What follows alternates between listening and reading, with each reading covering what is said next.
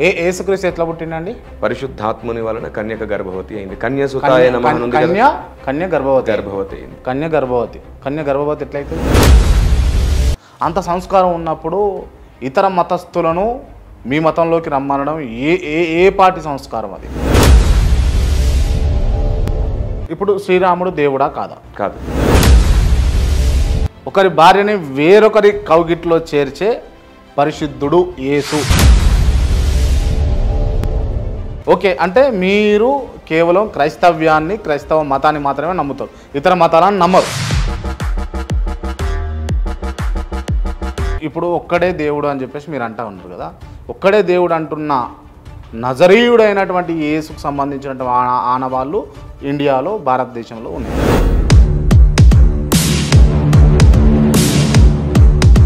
అంటే అయ్యప్ప మాల వేసుకునేటటువంటి సోదరులు మీలాంటి పాస్టర్లు ఒకటేనా అంటారు. కొంతమంది పాస్టర్ల ముసుగులో ఆడవాళ్ళతోటి అసభ్యంగా వ్యవహరించారు. క్రైస్తవ్యంలో దొంగలు ఉన్నారా లేరా? అంటే బైబిల్ని బొగడా బుక్కనని రాధా మనోహర్ దాస్ అన్నారు. యేసుక్రీస్తు అంటే ఒక తండ్రి లేకుండా ఎట్లా పుడతాడు అని అంటే ఏం చెప్తారు? మొన్న విజయవాడలో ఫ్లడ్స్ వచ్చినప్పుడు యేసుక్రీస్తు ఏం చేస్తున్నానా?